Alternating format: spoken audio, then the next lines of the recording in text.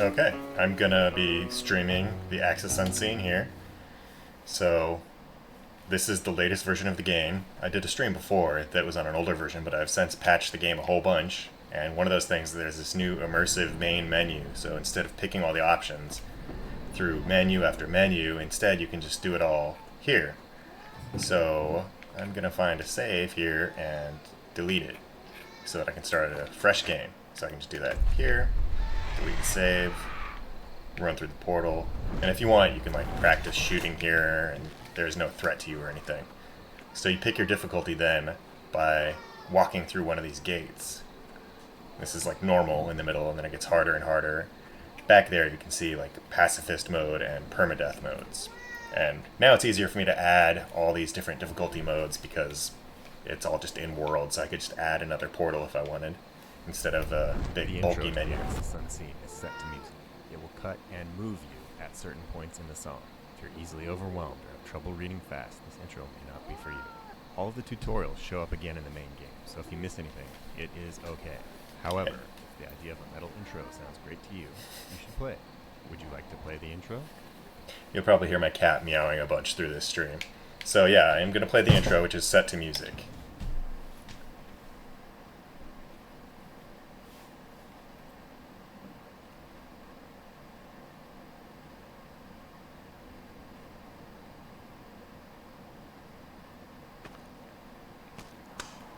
So you'll see that arrows fly back to you. That way you don't have to go digging around for them, or if they're under a creature when they die. It makes it a lot easier.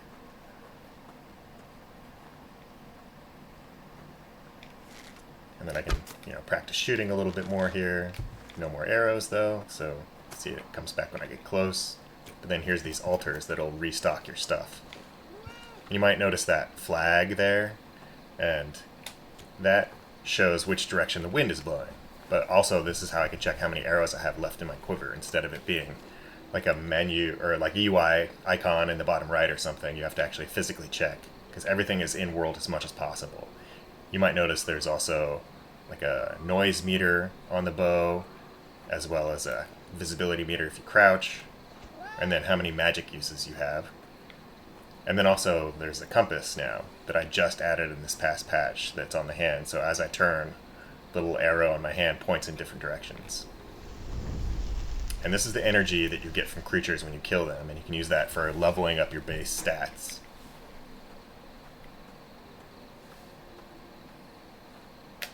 And you always have your melee weapon also, so if they get close you don't have to draw back an arrow, you can just stab them.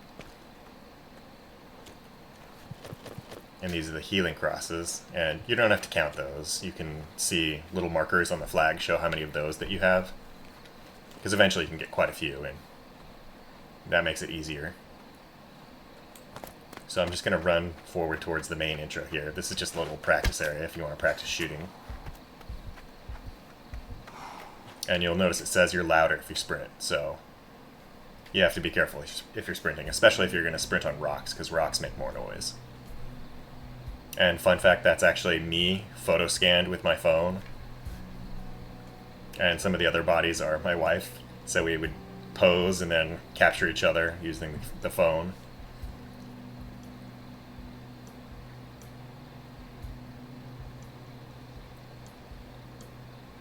And this sort of sets the stage for how you ended up in the main game.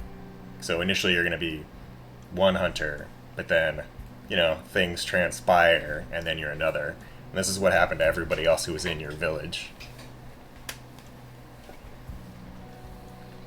So monsters came, you come back, you burn all their bodies, have a little funeral, and then try and get some revenge.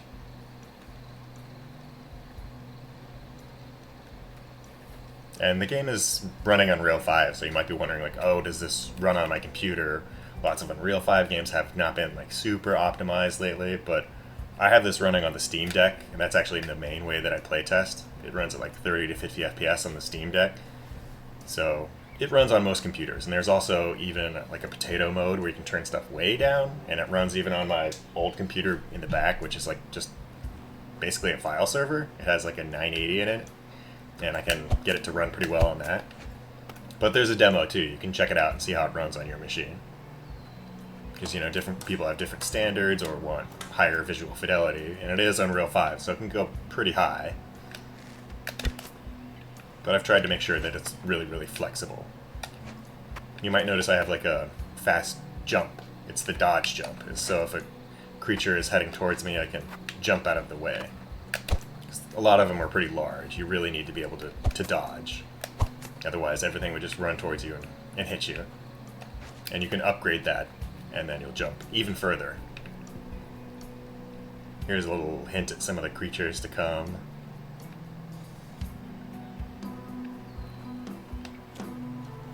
And yeah, this is showing again how you can check the wind direction. And there's tutorial messages at the start, but I don't keep showing those forever like some games, because that's always bothered me. It's like, you know, you don't need to show me this tutorial like 20 hours in. So eventually I stop showing that stuff and try and keep it as stripped down and in-world as possible. The only other thing that actually stays is when you level up. Like, there's a confirmation. But everything else shows up just on your bow and the hands and in-world.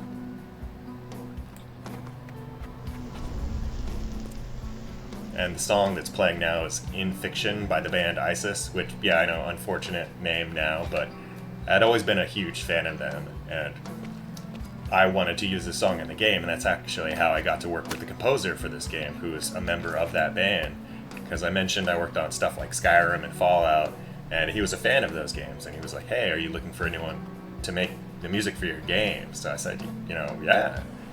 And we got to chatting, and he like knocked it out of the park, and he was super cool to work with. So Clifford Meyer did a great job.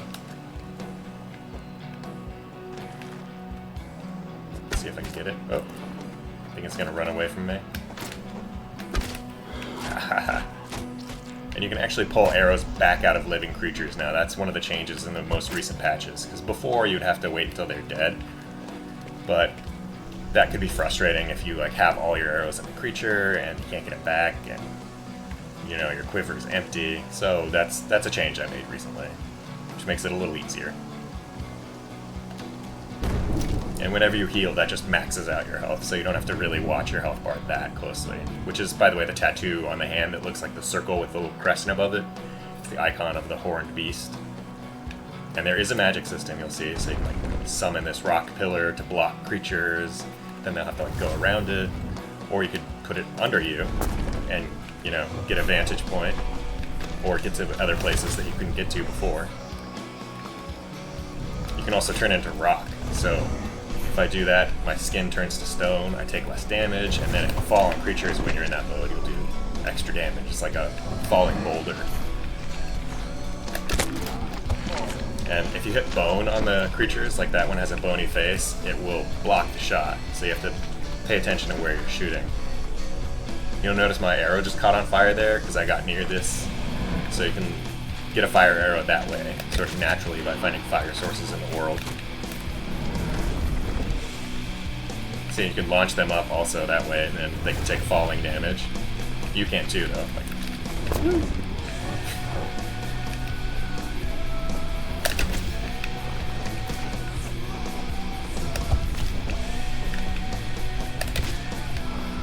and I tried to make it so the creatures would path in curves instead of straight lines, because by default in Unreal, they'll just walk in a perfectly straight line towards you, and like turn up a dime to come back around to you, but I felt it was more natural to have them pathing in these curves like this, and then it makes it a little harder to hit them as they go in an angle like this. You know, so things get a little intense, but you can't actually die in this intro. It's more just to like set the stage. And you notice this one has a shell, and obviously like it's not going to do damage if I shoot the shell. So yeah, different creatures have different vulnerabilities.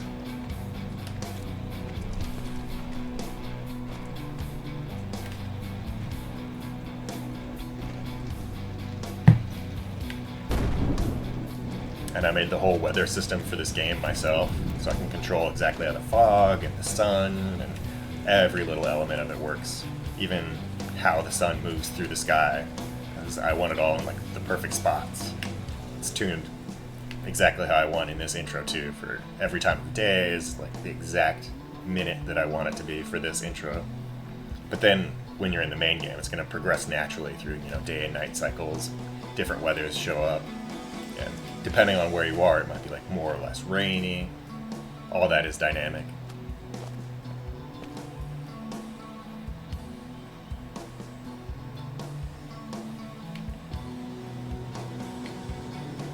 And this is showing like the hunter's journey through this world as you like go through all these different regions and come across different stuff. So it's, think of it like a trailer, but playable.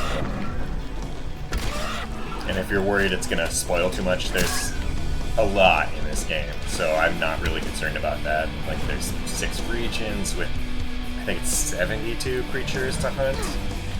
I forgot exactly how many of those are unique. Some of them are variants, but it's like 24, maybe?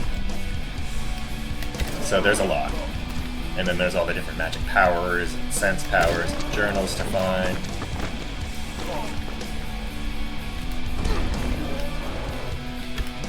Oh, almost got a headshot there. See, it's really hard to get that turtle one when it's on the move. So you can approach this like an action game if you want, or you can play it stealthy. Like, it depends on what your personal preference is. It is easier if you stealth it, but I didn't want to make a stealth game also where as soon as you're detected, like you fail or it's incredibly hard. That always bothered me in games because then it just kind of feels broken and like you should restart. So I wanted it to be so you can recover, and you have these different intensities of moments. And yeah, you might hear that screaming noise. That's one I recorded myself with something called an Aztec death whistle, which I have right here. Makes a terrifying noise. But I always like the sound of one, so I ended up using it for a creature.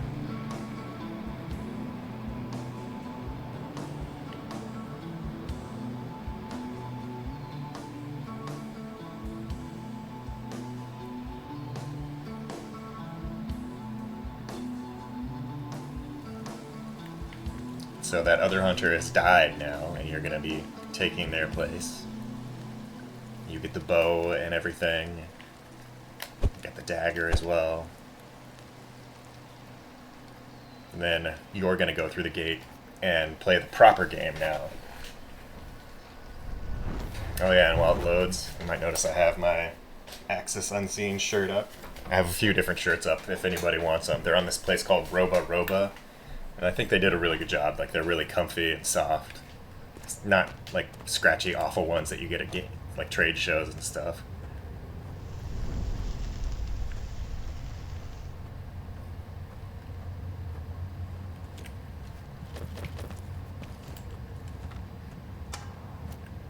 The number of people who are like scared when that arrow flies back at them is hilarious. It's watching people play.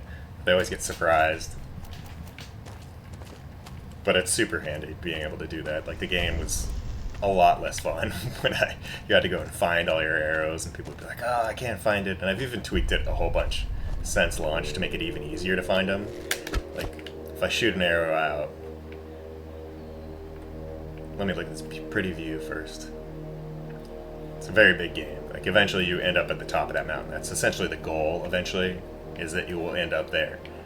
But anyways, yeah, you'll see I have little particles that show up, and it's dark ones and bright ones, because like any one particular color or brightness, that doesn't work in different situations. So I kind of need both. So now it's pretty hard to lose an arrow. Not to say that you can't. Like, if I bounce an arrow off to who knows where, like, hey, I'm probably not going to get that one back. I don't know where it went. Somewhere over that hill. So you do have to be careful. But if it has landed somewhere where it will stick in, like in the dirt, it's not that hard to find. Or it's in a creature, and then you kill the creature and get it back. And now that I'm in the main game, I have another kind of arrow called a spirit arrow. And this one lets you sort of scout ahead. And it's also a flashlight when it gets dark. You'll see a little bit of light here, but you can shoot it up into the sky, look around. And then as I level up my magic stat, I can stay in that view for longer and also use it more. Like, you'll see I only have 2 more uses of it. As I kill creatures, you know, I get more of that. sort of like refills it with their energy. And probably pretty obvious, but I'm trying to get to that green beam right there.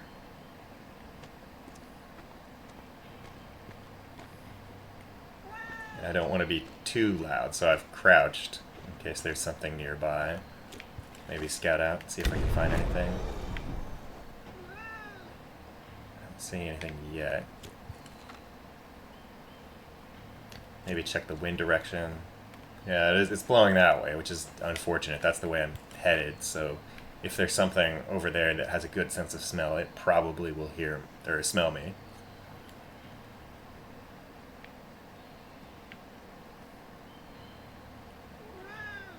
But there's a gate here, so I'm trying to get to that.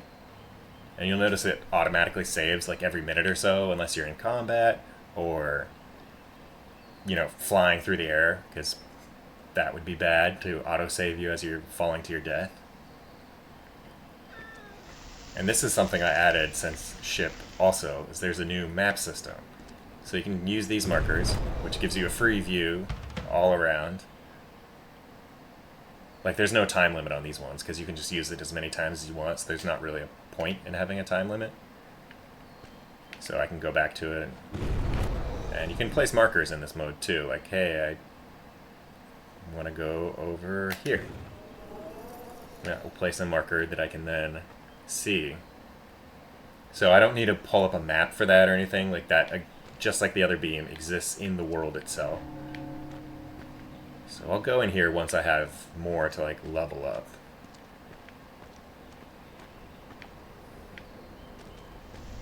Because when I can level up, a little icon will show up on my bow of the horned beast, and I don't quite have that.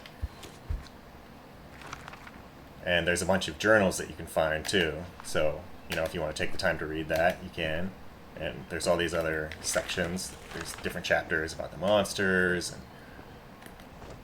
like powers, the equipment that you get. This ends up being like 500 or 600 pages of stuff once you collect everything, but it only starts with a few pages.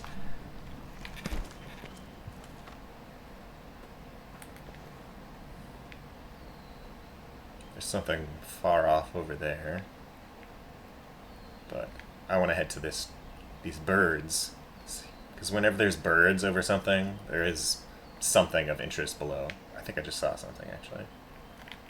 Yeah, right over there. There's a guy. Yep, there's a wolf coming. I don't know if it knows I'm here yet or not.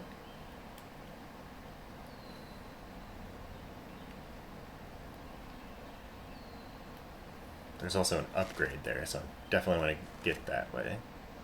You can also, by the way, you can customize like your skin tint, obviously like change the language. There's even like a dyslexia font. You can make a higher pitched voice, less hair. Change the crosshair also. Kind of like, you know, some of these different ones. Kind of like this one actually. Somebody used that. And here's a little tips on what the icons on the bow mean now too, so you don't have to like memorize all of this stuff if you don't have to. Like right when you're starting the game, you're like, what is that? So handy little guide, added that also after launch. Let's try and get this one without getting spotted if I can. And the wind is actually in my favor now. It's like blowing to the right. Maybe go for a long shot. If something's in the way, they'll jump over it now, because they used to get stuck a little bit more often, but now they'll hop over smaller obstacles, and I haven't seen them stuck in quite a while actually. Oop, I got it. And there is a little bit of like a stealth damage boost, so you are encouraged to do that. I don't think anything is nearby, so I'm just gonna go get this stuff. It's like a nice way to get some free upgrades. Yeah, so now my starting arrow amount has increased. And you can eventually find bigger quivers, better bows, better melee weapons. All that stuff exists out in the world.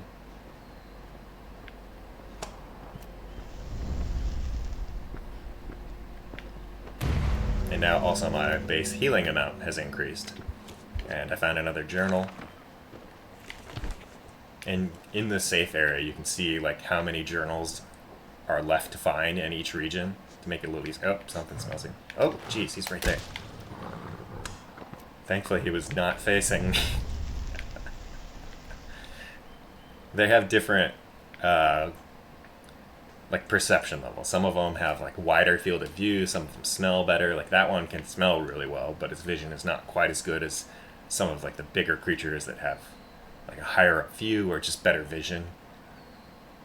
And some of them are more timid than others. Like, the deer-looking one is more likely to flee.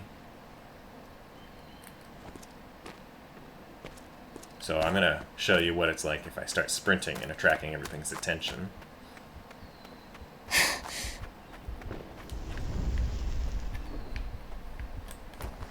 And, oh, got it. The game is a little bit harder than I'm making it look. Maybe I've played quite a bit. But you'll notice when I sprint, the rings on my fingers start to glow. That is showing how high your heart rate gets. And if your heart rate gets too high, any powers that you have shut off, you can't sprint anymore. It even changes how things sound. Like, sounds get more muffled, or certain sounds will drop off. Like the ambient sounds, like birds and stuff. Like, someone who's sprinting through the forest away from monsters is not going to be hearing birds. But you'll still hear a monster growl and stuff. So it's, in a way, to make it more, like, immersive, but not annoying, because it makes it so you can hunt the creatures and stuff. But you probably don't want to be sprinting around the whole time. And that's another thing you can level up as well. It's like how fast you can lower your heart rate. And it also doesn't go up quite so fast with that stat, so it makes it easier to manage that. Oh, I think it hears me walking around on these rocks. Oh. And they kind of know where you are if you shoot at them. I've tweaked that from initially. They kind of basically knew where you were, and it was such a small radius that they would search, they would basically find you no matter what. But now it's a much wider radius, so they're not always going to find you. Oof.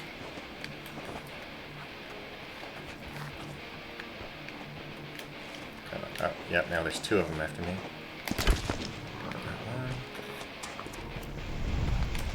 Trick shot. I can't believe that actually worked. I'm playing on controller, by the way, so it's a little bit harder. And I do tilt your dodge jump to match sort of the angle of the thing that you're walking on. So if you're doing the dodge jump up a hill, it sort of tilts it up. And then if I do it downhill, it tilts it down a bit. That way you're less likely to just either jump straight into a hill or, you know, launch yourself off of a hill and take a bunch of falling damage. I'm pretty liberal with the falling damage, though. I'd say, like, it exists, but it's fairly hard to kill yourself from it. So I'm almost at that beam. So I'll probably play a mix of stealth and actioning. Partially to, you know, save time. But you can play whichever way you prefer, or a mix. And some players also like concentrate on melee or using the magic. I use the magic a lot when I get like higher level and have a lot more powers, because you can do some pretty cool stuff. So I should probably have enough to level up now. I forgot I didn't get a good look at my bow. I think my microphone is actually blocking exactly where that is. Yes, I do. So first I'm going to restock here. So my arrows are restocked, but yeah, restock the health things. So I can level up strength, which allows me to like dodge jump further and take less falling damage. I can increase my health and how fast I heal, which is obviously useful. This is the amount of noise that you make if you're sneaking around and stuff, and also how fast you move while crouched.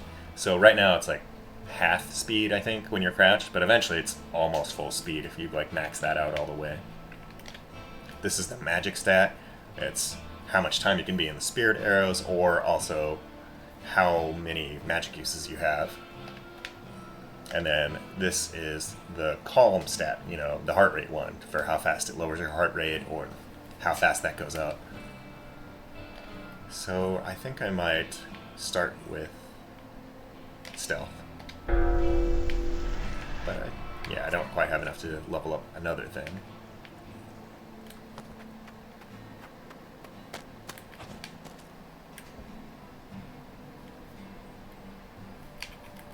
Okay, so this is the first power. So you see a new tattoo showed up on my hand, and I get a new journal entry. This is for the Tremors power. Basically, if a creature is moving nearby, the tattoo will light up and goes from like cool to warm based on the size of the creature. So it's kind of like a spidey sense thing going on. That way you're not snuck up on quite so easily. Or if you have like, hearing issues, then you don't have to rely on just the sounds. You can just look at that icon on your hand. So it's also kind of like a little bit of an accessibility feature. So there's some birds over there, so that means there's probably something cool over there. So I'm going to put a marker there-ish.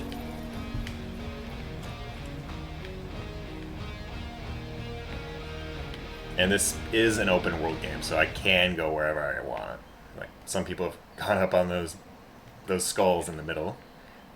Like it is somewhat gated, a little bit like Elden Ring or something. Like I can't just go in any direction easily. There's cliffs. Like nothing's actually stopping me. I could get over those, but there's sort of a kind of an intended path, but it gets wider and wider. It's like a bit narrower in this starting demo area. Like this first hour or so is up on this raised area that's fairly wide, but kind of goes in one direction towards the mountain.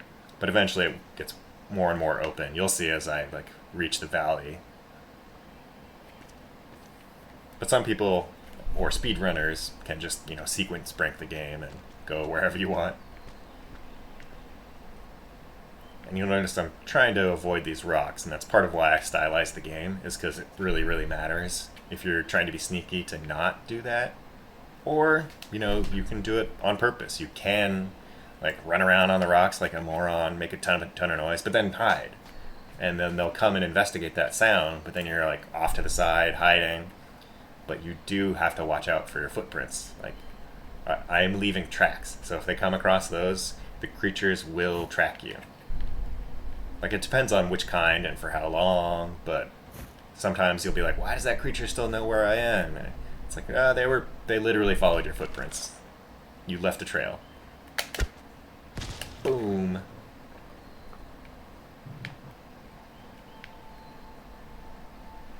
And I've also made the music a lot more varied since the game first came out. Like, it'll use lots of the different parts of the song, so it's a bit less repetitive now.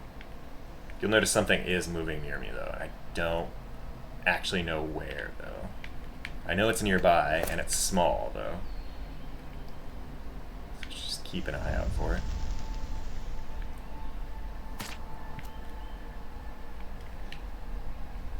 And it looks like there's another map marker, so I'm going to move my marker over there so I can get another map section. Oh, that's what's following me. It's probably going to find my footprints. Head this way. And the distance they can see footprints is different from the distance they can see you. They have to be a lot closer to see the footprints, unless they're like really, really tall. But I think it is finding them. I think it's heading the other way, though, so that's okay. That one's not smart enough to know which way I was walking. Oh, there's actually a few of them on my trail. I think I'm just going to keep going this way, see if they catch up.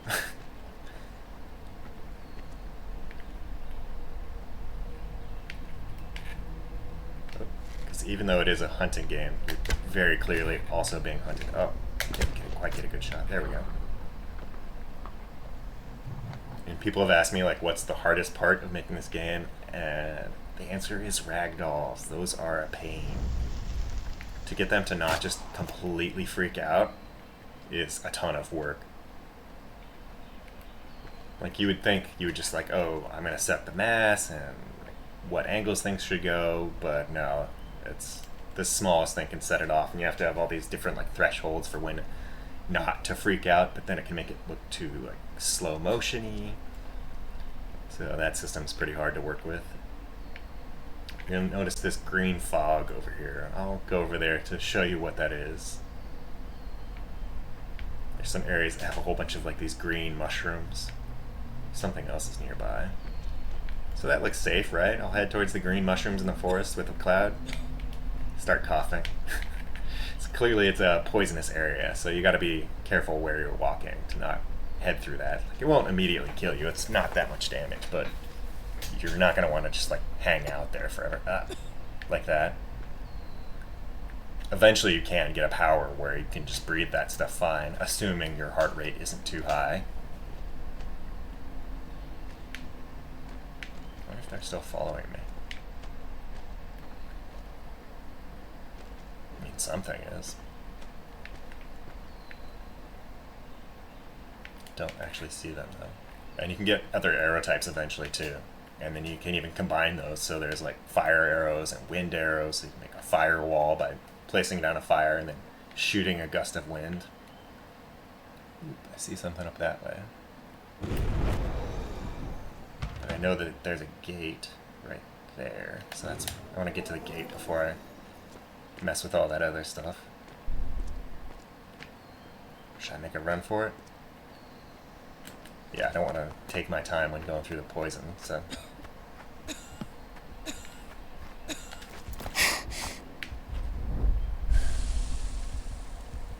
There's something over here.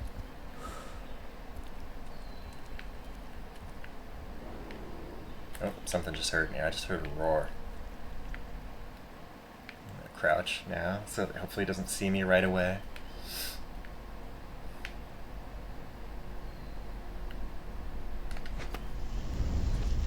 There's another one of these little upgrades.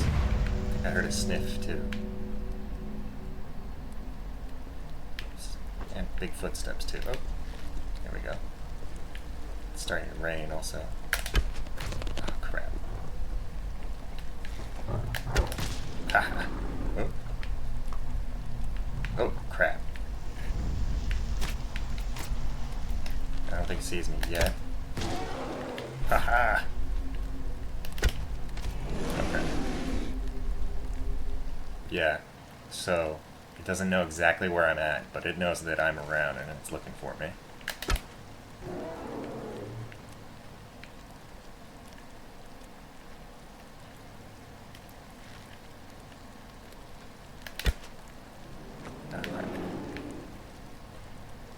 Can I maybe attract it with some noise? Go this way. Ah. On a one-on-one fight, that thing is tough. So I did not want to stand up and draw attention. Get my arrows back and just get to that gate. And it's a bit like a Souls game too. If I die, all of that energy that I'm holding, I'll drop. Oh man, there's another one. And I do not have the ability to run that far yet.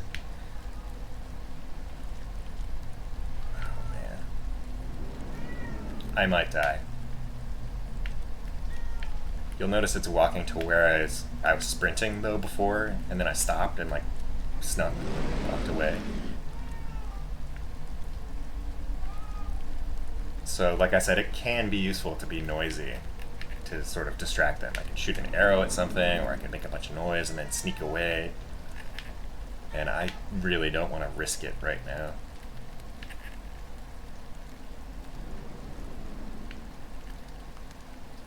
But I'm going to make a run for it now. I'm getting close. I think I have a chance. Oh, need to watch where I'm jumping though.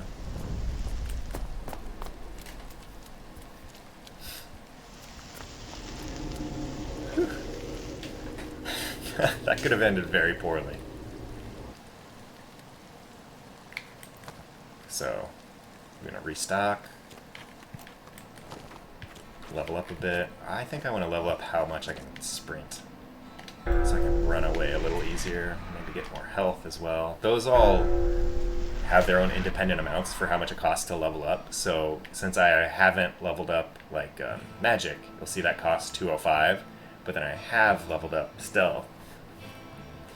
So, or wait, I read that wrong. It's going to require 510 to level up magic, but 870 to level up stealth, and since I've actually leveled that one up once, you'll see one dot there versus 0.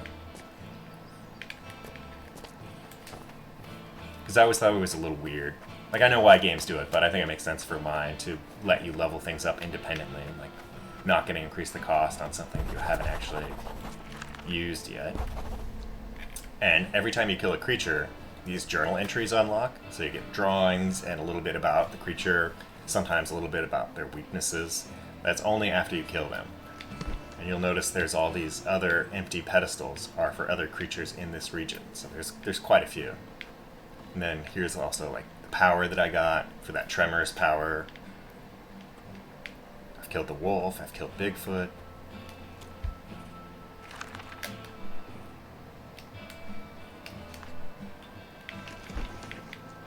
Yeah, that journal entry shows up when you actually go up to the statue. So now you can see Bigfoot.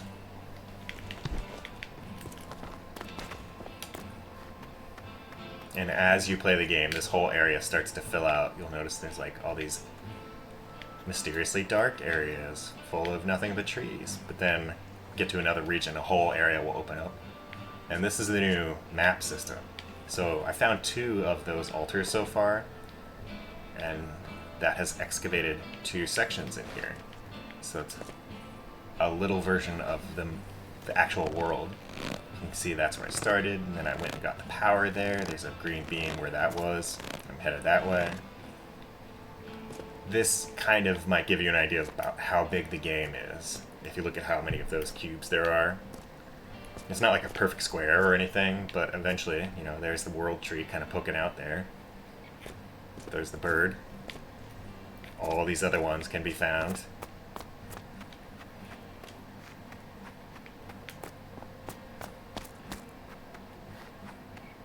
And you can sprint as much as you want in this area. I know I don't max out your heart rate when you're here, because there's no threat ever here. It's your safe area. That's how many of the map things there are to find in this area. And then here's how many of the journals I've found versus how many there are. And each one of those knuckle bones is another journal to find. And you'll see there's a few over here, because that's all one story. And then here's 2 other ones that are different stories. Some of them have multiple entries, some have 1. It varies a bit. So I sort of cluster them in that way. So I'll head back out. Take a drink of water so I don't lose my voice.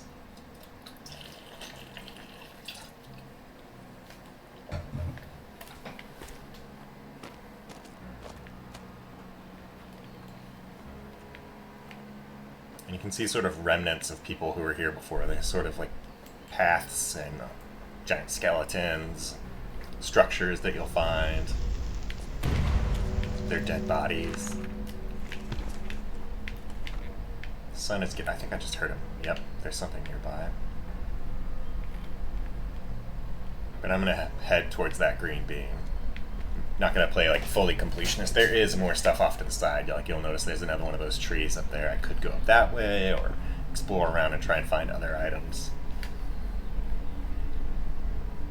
And there's a new game plus mode too, so if you want you can beat the whole game but then keep most of your stuff and then start over. You reset your level and like the sense powers that you find for some plot reasons, I would say. But you keep your magic powers, your equipment, like new arrow types, all the journals you found, all the creatures you've killed.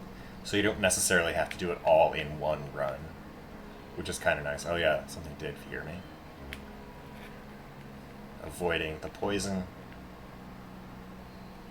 And I've also added an AI director to the game, because one issue that there was around launch is that someone would come out of the spawn and then just like, if they were making too much noise, everything would hear them and it would all come and attack them.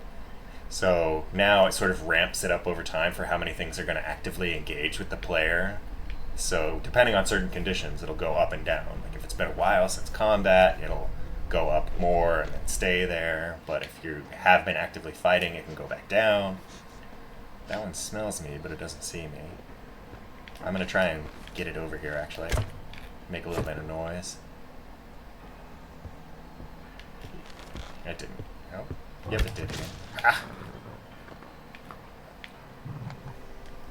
I spent a long time tweaking exactly how that feels to arrow something. So there's like a little bit of screen shake. The time slightly slows down as you get a shot, and then that's sort of a bit stronger if you get like a critical hit, you know, because they do have weak points. Like shoot the deer thing in the lung, it's going to be a critical versus just like, oh no, you shot my toe.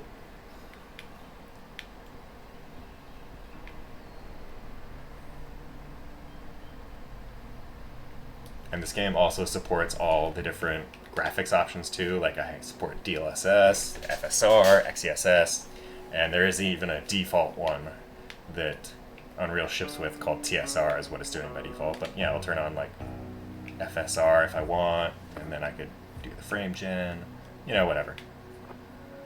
And you can obviously like customize all of your controls. There's all these other options for accessibility as well, where you can like turn off the head bob. You can make crouch and sprint toggles. Aiming can be a toggle. All of those things. You can even change the difficulty at any time. Like, that always bothered me when you don't know how hard a game it is, and then if you want to change it, you have to just restart the whole game. Like, I just decided not to do the achievements gated on that, and then I can let you change it whenever you want.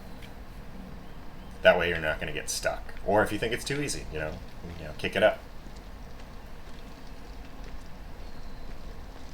Right now I am just playing it on normal, though. Because it's not just the damage that changes when you change the difficulty. There's like more or less creatures as well. So I'm gonna light my arrow on fire. Something is following me, but I don't know where it is just yet. I'm gonna head towards this thing. Maybe I should avoid the rock.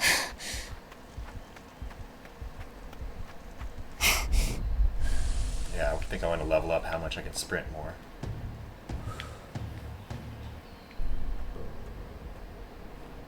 And those your primitive arrows only stay on fire for so long.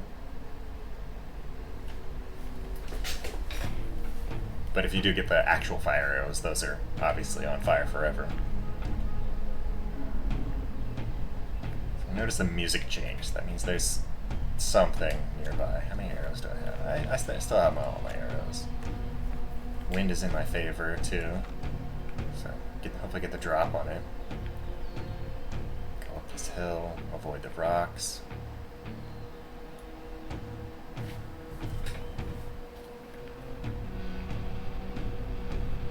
And that one is giving me the not so subtle hint to, hey, maybe check out this giant tower with the fires. Something cool might be there.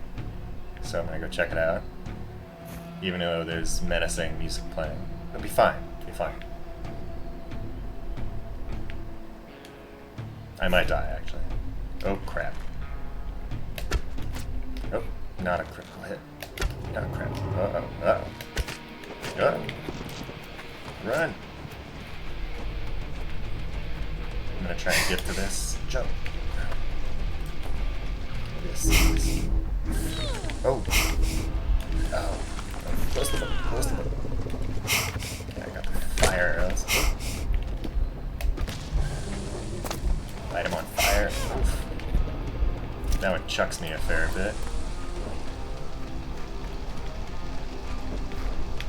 Trying to light my arrows on fire to do more damage to it. Haha!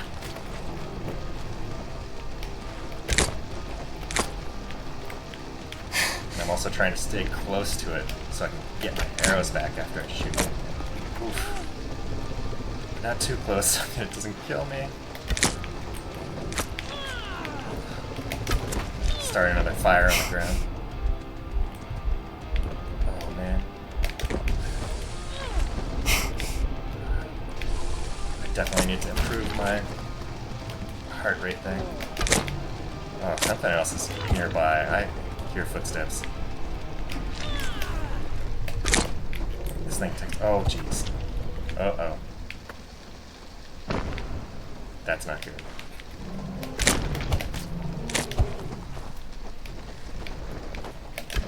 Oh.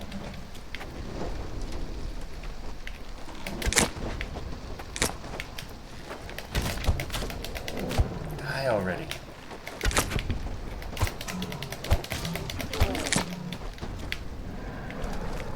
Yes! Okay, but what is that noise? There's something else nearby. That's what it is. Tree guy is coming for me.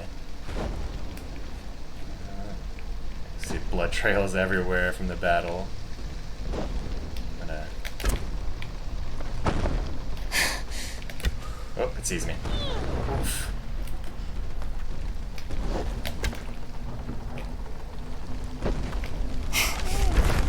Oh man, he blocked my shot actually with that. Yes. Burnt to death. That was close. Get my arrows back. I'm gonna try and get to this gate down here before I lose all this energy that I have. Whew. Wasn't sure if I was actually gonna make it through that. But now I don't have any regular arrows, only... Oh, no, I got one back, actually. Oh, a few. Still, I want to lock in this energy. I don't want to lose it all.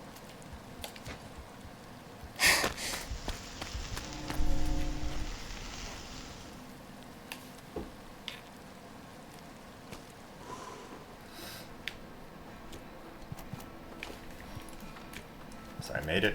Restock. Let's see. Yeah, I want to upgrade my heart rate. Maybe... No, I think that's good for now. So... God, the cat's making me sneeze. Ugh. I have allergies.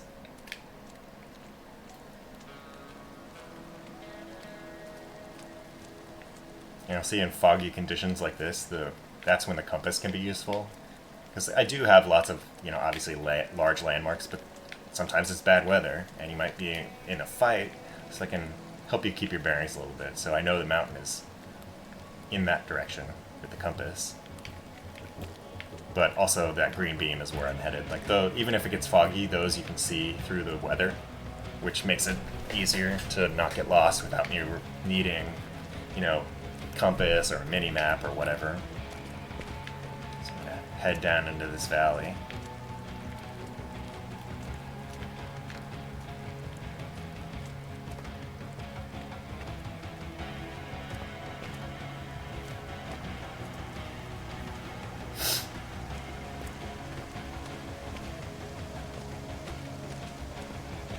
And I've been putting out lots of patches since the beginning, so I'm trying to be really responsive to the feedback that people have, you know, assuming they're not just being like toxic and trolling and assuming it's a terrible game or something. But a lot of people have really great suggestions. Like the compass is actually a suggestion from people, and it's like, yeah, you know what, I think I can do that pretty easily. So went ahead and did it.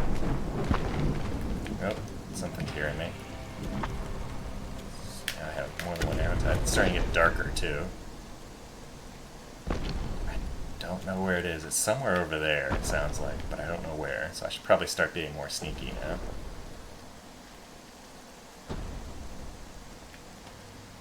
Let's see if I can get to this next gate. I should probably try and put a marker for somewhere there. Yeah, behind that tree.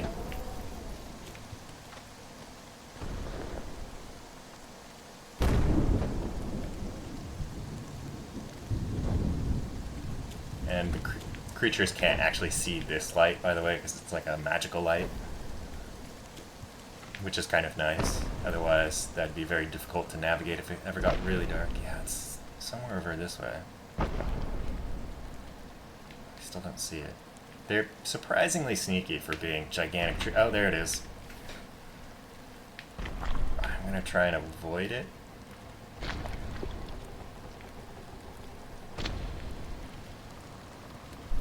I want to get to that gate, and then maybe I'll fight it.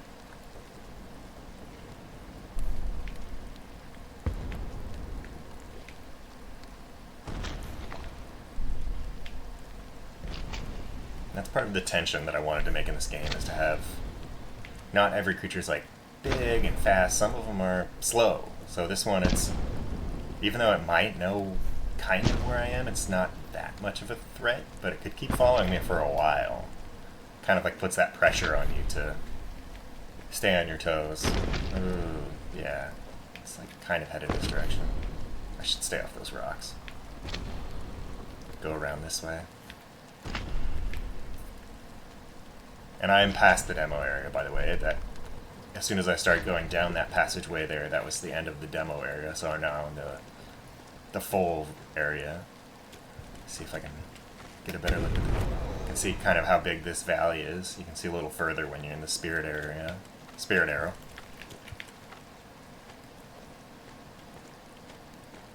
And those ones also hold still a lot more if they don't actually hear you or anything. Yeah, see, it's just chilling there. It's very easy to miss that if I didn't already know where it was. I'm not that far from the gate now. Oh, it looks like there's a map marker over there too. But I want to get the gate first. But maybe I'll see if I can... Oh, no, I'm out of spirit arrows, actually. I'm going to make a run for it. Getting close enough. Probably hears me now. Oh, this one does.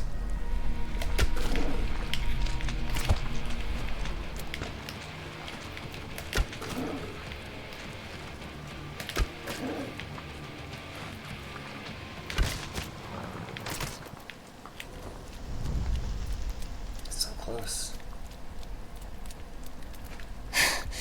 See, that big structure there indicates that there's a magic power there, so that's another reason that I want to go there.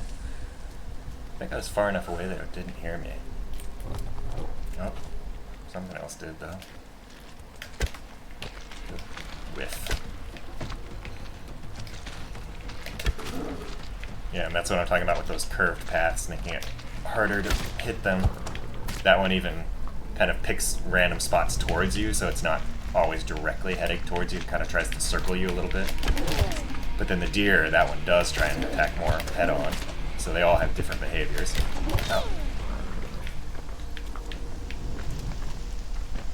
Well, it's getting dark. I'm gonna go in the gate. Hopefully I have enough to level up, we'll see.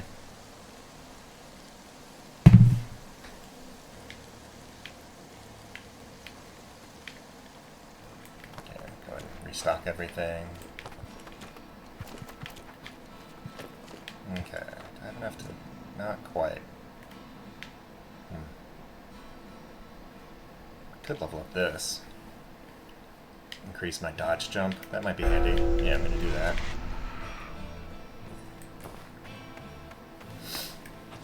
So I think now it's night though, so it's gonna be a little bit darker until the moon comes out. I'm gonna try and get over to that map marker.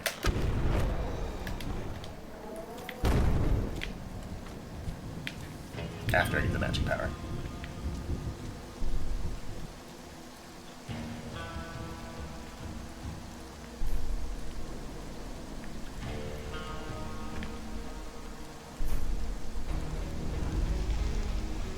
Nice. So now I have that rock pillar power that you saw in the intro, so I can turn my skin to stone or summon a rock pillar. Something's actually nearby. I should probably start sneaking.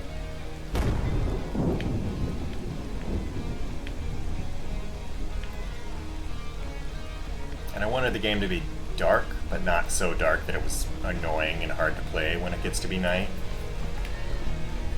Nope.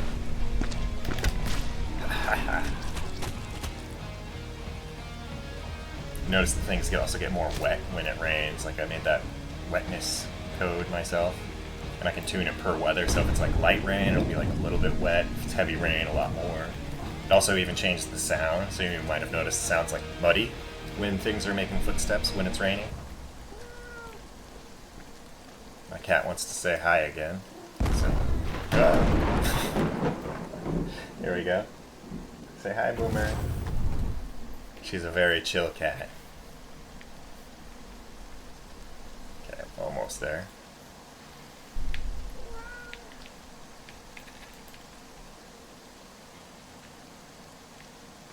Actually see whatever is moving. Extra hard when it's night. Is that something? Nope, that's a tree.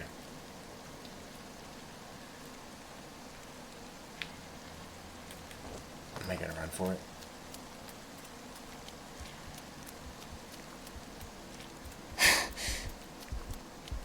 You might notice I can run a lot further than I could at the start. There's something there. I'm gonna head towards that tree, actually.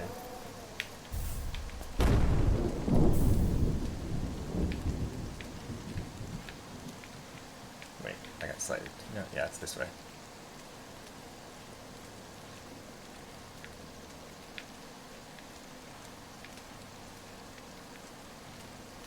I'll probably play basically a full day and then wrap this up.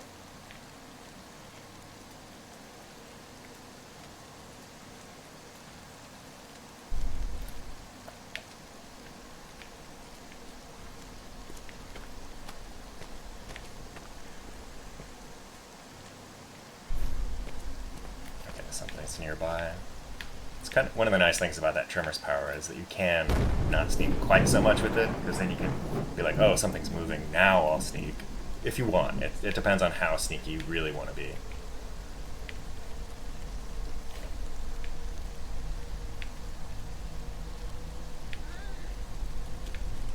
Switch to these and have a little bit more light.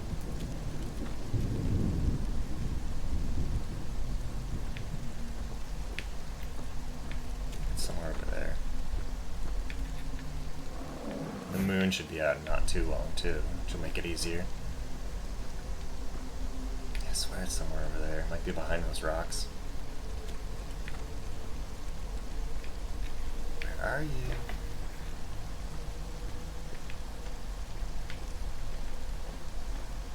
And I'm not playing with any cheats or anything.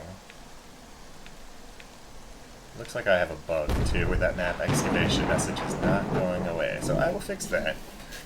It should go away next time I'm hurt or like go through the portals or anything. Oh, and there's birds there too, so I should actually check that out. There's going to be something over there. And those birds go away after you have visited the spot. That's one of those things I added after launch. That way you're not like, oh, I see birds, and you're like, wait, I've already been here.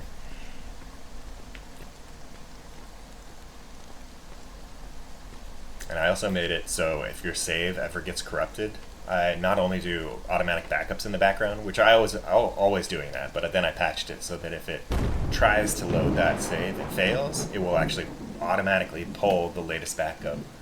So that combined with the fact that it's saving every minute basically means unless your computer is actually straight up dying, you have pretty much zero risk of ever losing more than a minute or two of progress, which is nice. That said, the game also basically almost never crashes, and all the crashes that I have heard about so far have been related to like external driver software or antivirus stuff, like all this external stuff that hooks into the game and then causes a crash. So, you know, PCs, you can't necessarily prevent every crash, but I've tried as much as I can to catch all of them and fix them as I've been making the game, and I tried to keep it very, very stable throughout production.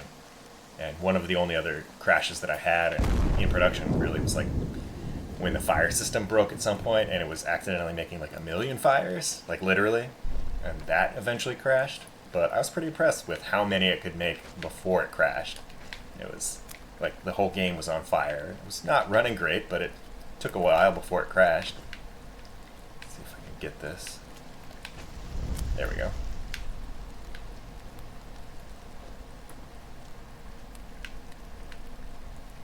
Not actually put that marker at the tree. Yeah, it's like over here.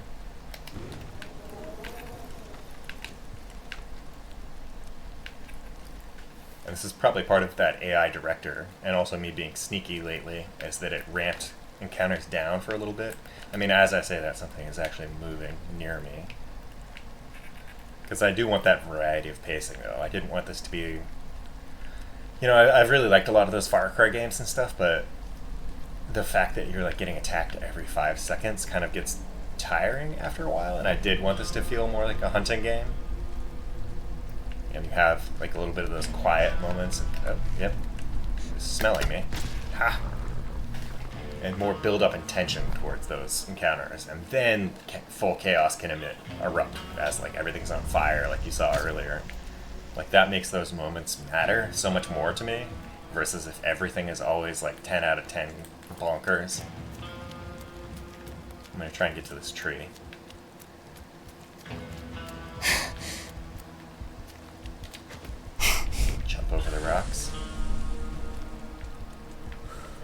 moon is starting to come out, so you'll notice it's even easier to see.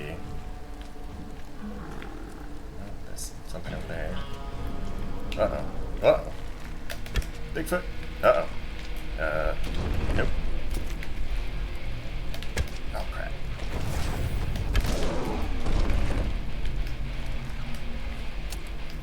And that throws me up in the air a bit, too. I think that was... Oh, haha! Uh-oh. Oh, no. Oh, no. I think I'm almost out of arrows. Oof. Yeah, Bigfoot can chuck you pretty far. There we go. Come back with my arrows. Yeah, that one was very cowardly and likes to run away. Take that, Bigfoot. Uh-oh. Yeah, very clearly you can see the AI director has like ramped stuff back up on me. I think that's where the tree dude is.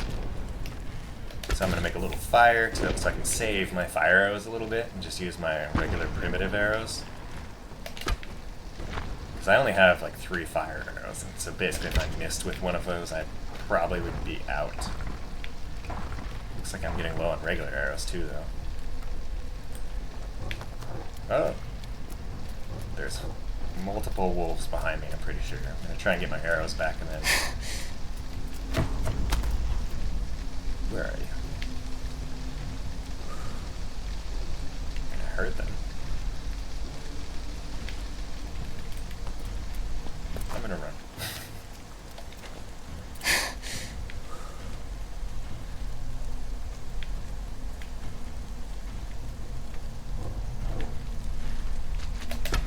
Oh man.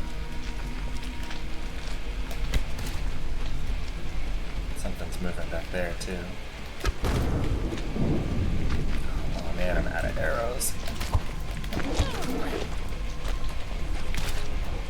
There we go. Oh, there's more than one.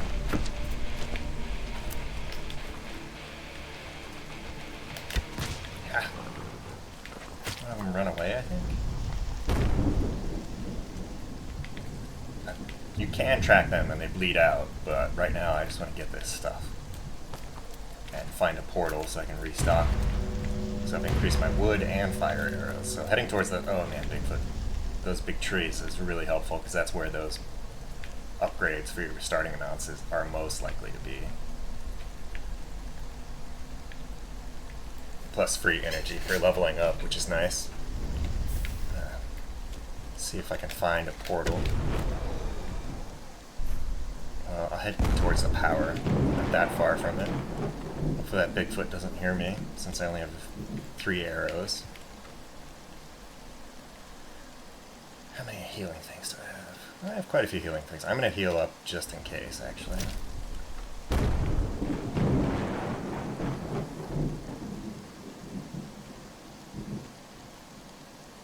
can see there's a big hill that goes up that way too, but I want to head to this power first.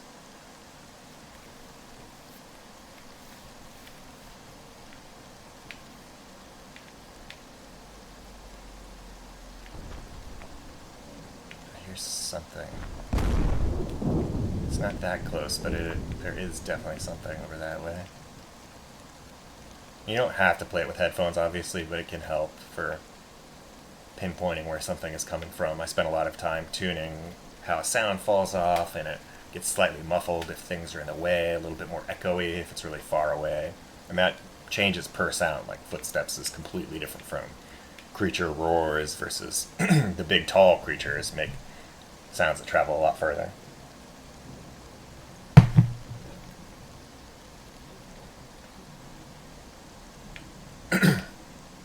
And for people who don't already know, by the way, I've been getting games for like 20 years, more than that now actually, but worked on stuff like Fallout 3, Skyrim, Fallout 4, Starfield, Fallout 76. I was the lead artist, basically art director on 76, and also Point Lookout.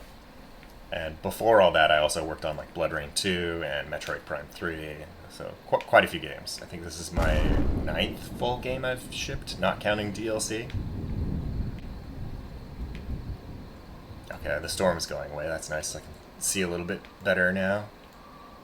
You can see there's like a big thing over there to check out. So, almost to this power, so I'm going to go for it. See if I can get the power. And they're closer to the mountain now. Oop, ran into a rock. You can see I very clearly wanted that epic feel to everything, because a lot of things feel like sort of Disneyland-y in some games where it's weirdly small, and I get why they are that way, but I also need a lot of space for very, very large creatures. Like, you have not even come close to seeing the largest creature yet. So that is poisonous, but that's fine, because now I have the breathe poison power. So as long as my heart rate isn't too high, I can breathe poison air now.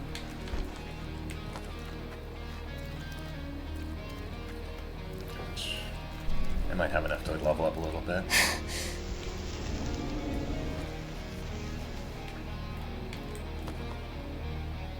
Restock. And you'll notice that only some of these altars here are lit up.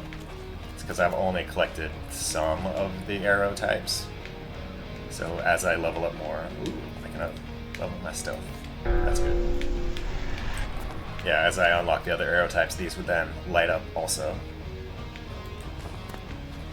And this little icon means that's the last portal that I used.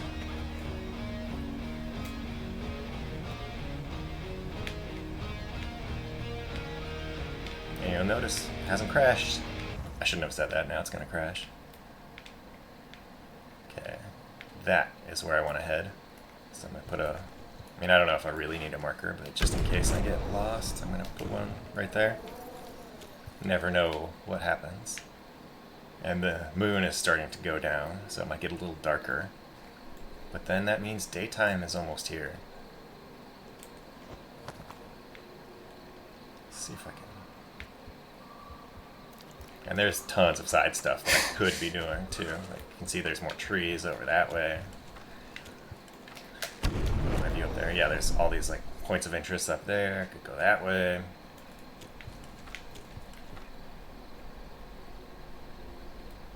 And I'm also probably dying less than some people might, and kind of know exactly where to go. But I figure you probably don't want to just watch me die a whole bunch. So I'm trying not to. No promises, though.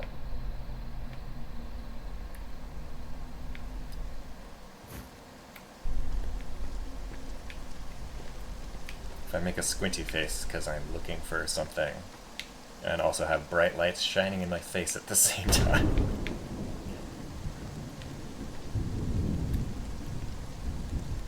You know, that is honestly part of my philosophy on lighting things, though, is that I do like to light things in not perfect conditions. Because I found that some people who light games do it in like this pitch black office with these perfectly calibrated monitors. And, you know, that's great. It's really good to make sure that you're doing your job right. But most people don't play games that way. So you do need to make sure to check stuff with like, hey, I have a window open nearby and it's like kind of bright out. Because a lot of games can get color balanced way too much on the dark end, and then they have to put in these brightness sliders, and then everybody like slides that way up because they're like, man, I cannot see.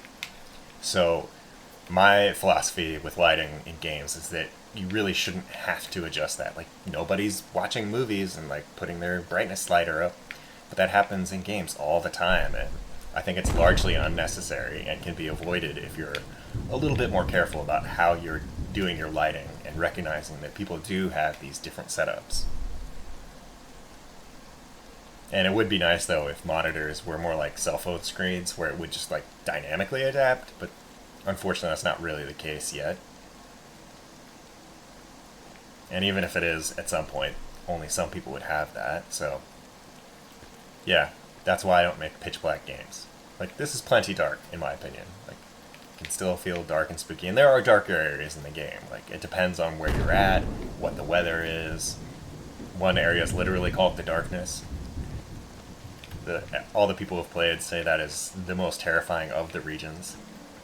I get progressively more extreme, I would say, as you get deeper and deeper into the game. Like, you start out in a nice, relatively normal forest, but then it gets into crazy horror land. But if it's ever too hard for you, you know, drop it down a notch. But there's lots of interesting creature behaviors there. So I'm trying to get to this thing and get up there. I'm like, these are obviously too tall for me. I cannot walk up these. Oh, look at these convenient dead guys.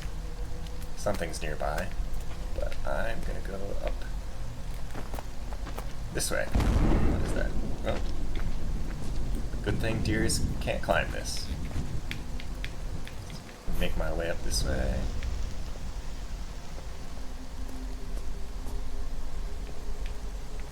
This is a safe way to get up things, right? Giant skeletons.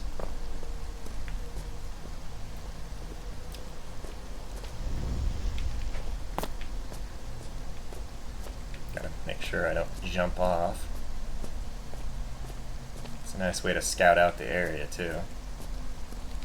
Like,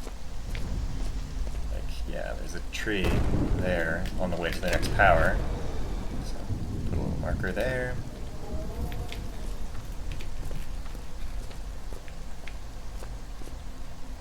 Almost there. Here we go. Oh, no, I jumped the wrong. That was close. I accidentally pushed the stick the wrong way. Nope. Why did I do that? There we go. So now I have a new quiver, so I can hold more arrows, which is awesome, because I'm pretty sure my starting amount is already over what I could carry. And also I prefer reading those journals in the safe area, because you can read them out here if you want, but, you know, you might be reading and then you get murdered. So, you gotta be careful. Uh-oh. Yeah, it's running away because it can't currently get to me because I'm up on a giant skeleton.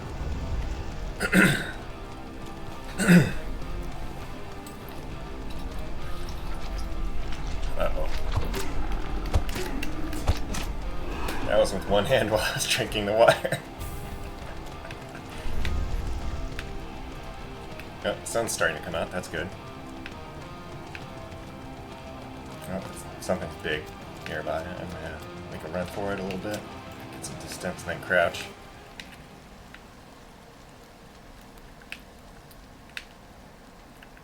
So I know I said I would play for one day, but I feel like I can probably get to another region and then call it.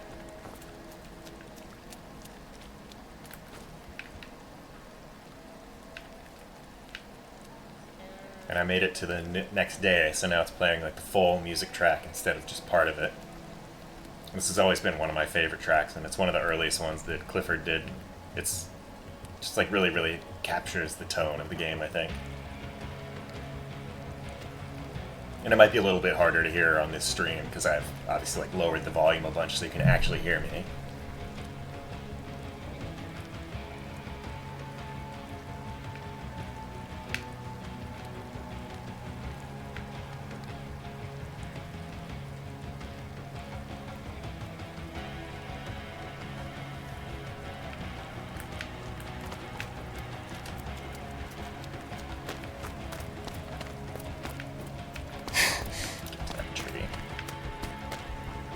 My tattoo lights up, I will stop. You might notice my hand looks a little weird now too, now that I've collected a few powers. I wonder if that's a good idea. Who knows?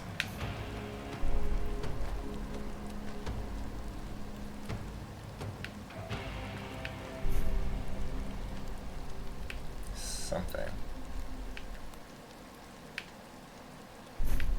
And you can get other sense powers as you play the game too, so you can eventually like smell the creatures, which is really cool. You could see their tracks easier and their blood. It makes it like glow. That's like the ultraviolet power.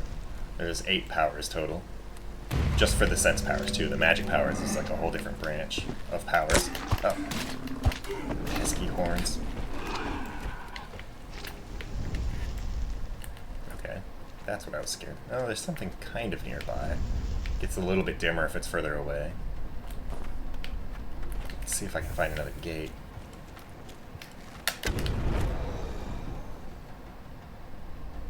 think that's a map section, actually. Take care of this guy first. Haha. Yeah, it looks like a map section there.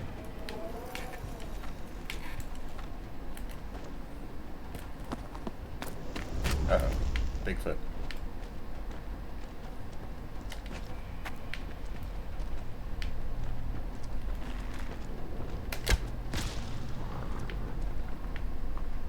There's Bigfoot. Please don't hear me. I think it might. Maybe. Oop.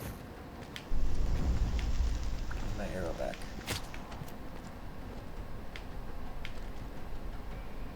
Well, maybe not.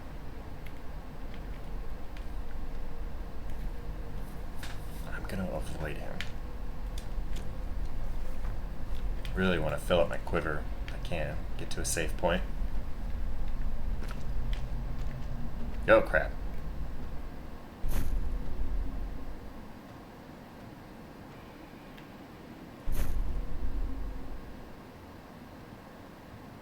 So this one only moves if I move. But there's a Bigfoot around, so I'm gonna keep going. But I should keep an eye on that thing. I don't know if it knows where I am yet, which is good. Yeah, that thing is creepy. I mean, I know I made it.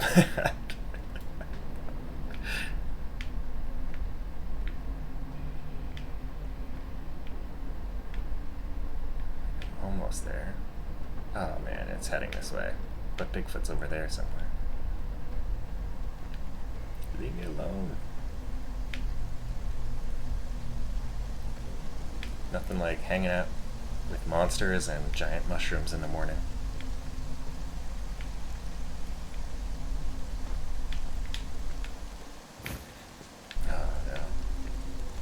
Well, at least I have the poison breath thing, so I can run through these if I need to, as long as my heart rate's not too high. I feel like my tattoo is going nuts. It's a little rainy and foggy, and there's these mushrooms, makes it harder to see. I'm running. I'm gonna put distance in between me and Bigfoot if it's still around at all.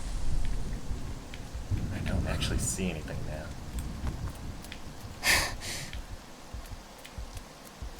Okay, I'm almost to the map marker.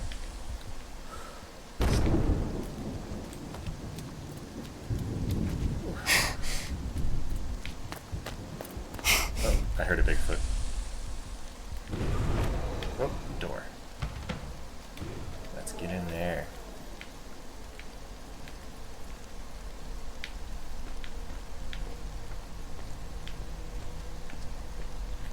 Feeling it's gonna just, oh god, I knew that was gonna happen. It's come over that hill. No. Oh man, no. I need headshots. Its chest is too hard. Oh crap. Well, he doesn't know where I am yet, thankfully. Run, Bigfoot. Oh man, let's see. Okay, I should make sure he's heading to, oh no, I did not want to do, no. Getting my arrow back. I meant to shoot the dirt there, not the rocks. Okay. Headshot. Almost out of arrows though, only have fire arrows. Yes! Oof. Yeah, let's get to that portal so I can restock. And there's another gate right there, I think. Yeah, that. Probably should have waited until I actually got to the gate. Never know. Whew. Oh, Bigfoot. Okay. Restock.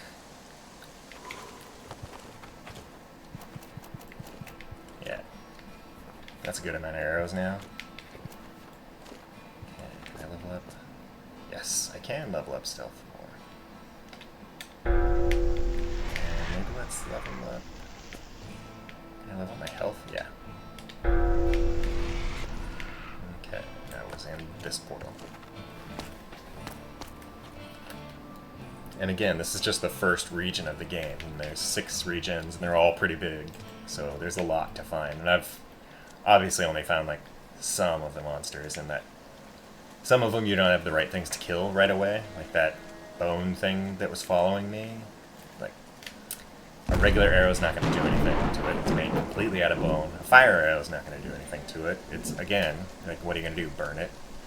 So you need to figure out other ways to kill things. Like, think of it as like a Metroidvania, but with monster murder. Something's big. I'm gonna make a run for it. Just want to get to this next area, and then I'll call it.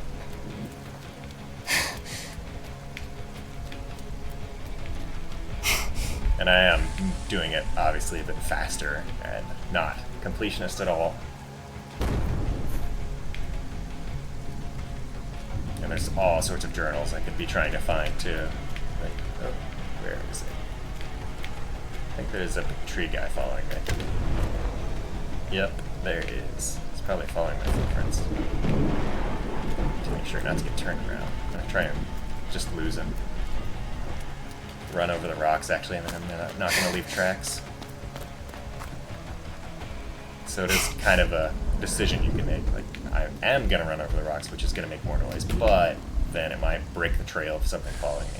That jerk is gonna run away with my arrows. I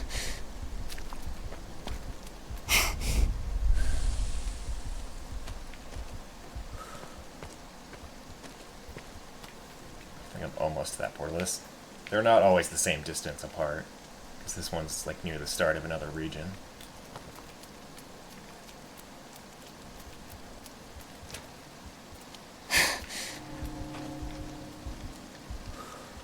See, here is where something has been turning into a tree golem.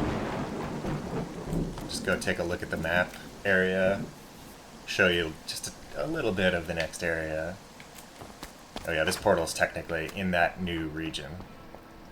So it's opened up a whole new wing of stuff. So you'll see that was the forest area and all the stuff that I found so far. Obviously lots of blank ones, but then all these new ones are all new creatures to hunt. And that's only some of it. And here's the map sections that I've found so far. Missed quite a few, but yeah, that's like right when I got to the valley. Here's the one that I just found. So lots more to find. So I'll just show you a little peek at the next region and then stop for today.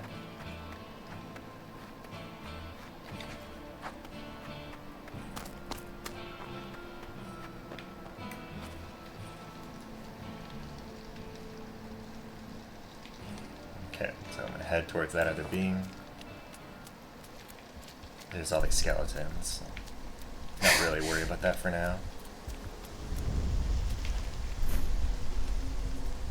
You can see the trees and everything look different.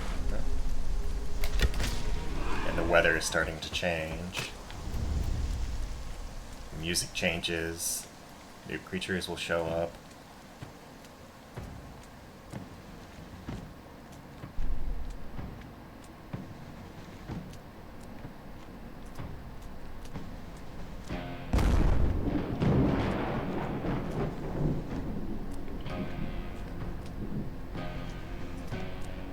See an icon on my hand is glowing for the poison. That's actually because this whole region is poisonous. Uh-oh. So if I didn't have that, I would be choking the whole time I'm here. Oh, yeah, there's the turtle guy.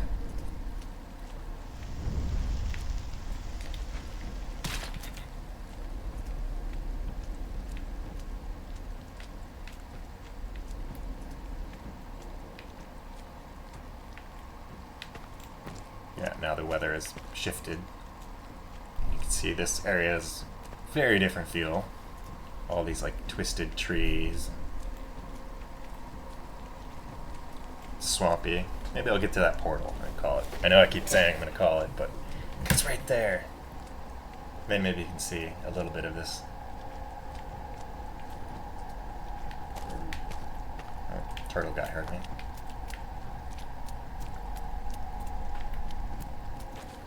See, there's a big guy there. Maybe.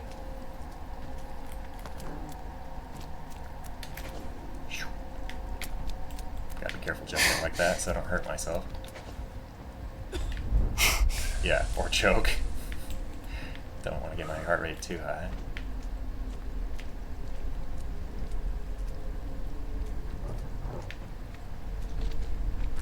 And there is a chance that other regions' creatures can show up. It's just a pretty low chance, but it is random. It's something like 80% of the creatures, I think, are of the new ones. Yeah, you can see there. This one. So let's see if I can get that one.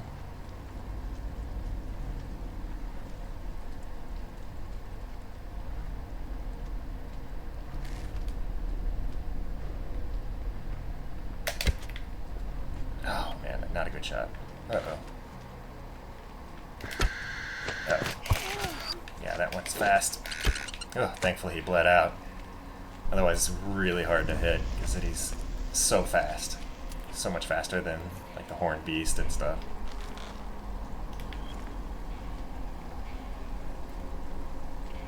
So again, you can see the different like strengths and vulnerabilities. That one is pretty weak. Like it doesn't take that much damage, but it is so fast. And versus the turtle thing, which is a Japanese kappa, by the way, it is, you know, pretty hard to damage because of the shell. So I'm trying to get here. Oh, there's one of my arrows. There's multiple of my arrows there. There was an owl guy. Don't know where he went.